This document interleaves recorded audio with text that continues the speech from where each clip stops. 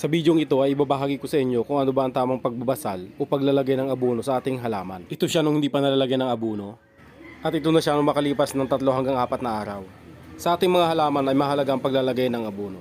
Dahil kung sa akin ay maituturing ko itong parang sanggol. Hindi ito nagsasalita kung ano yung kanyang kailangan. Kung kaya tayong nag-aalaga, tayo yung mag-aalam kung ano ba yung kailangan ng ating mga halaman. Sa paglalagay ng abono ay kailangan timing. Hindi dahil sa umuulan ay hindi na tayo maglalagay ng abono. Kaya nga may tinatawag na basal o pundo yung ating halaman upang sa ganun kahit na umuulan ay meron siyang nutrients na masisipsip na kanyang kailangan. Ang paglalagay ng abono ay nakadepende sa lupang ating pagtataniman. At dito papasok ang soil test. Isang pagkakilanlan kung kailangan na natin maglagay ng abono ay ang paninilaw ng dahon.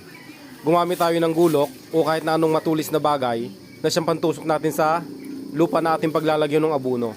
Kailangan ay nasa 4 hanggang 5 inches mula sa puno ng ating gulay o ng ating halaman. Madalas